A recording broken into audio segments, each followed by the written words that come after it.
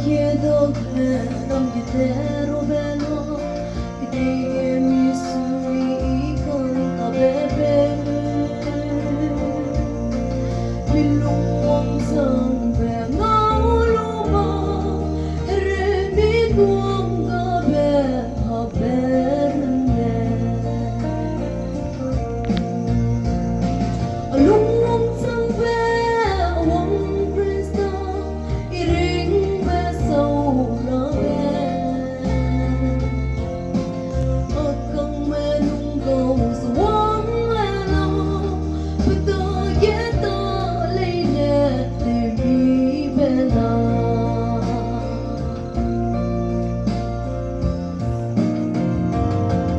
Tuna ale itiludele Sui benay asui kantabe Gitalay Krista Iswanang se agu kereng dilay Alung sang be awang Krista Iring besaw rabe Akang menunggaw sa wang lelo Patayeta laynet dimi bela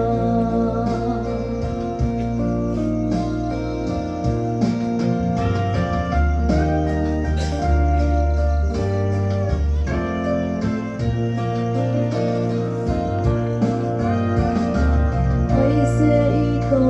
yelum belule Nga yene dura pay selo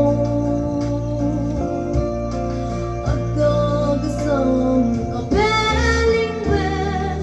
Ikiering be hangaw lerang ye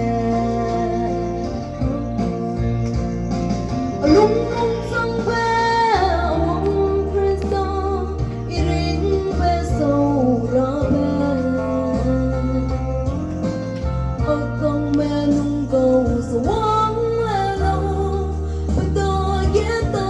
laynet dimi bela Alung sang be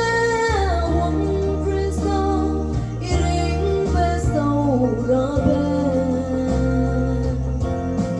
Akang menunggaw sa wang lelo Patayeta laynet dimi bela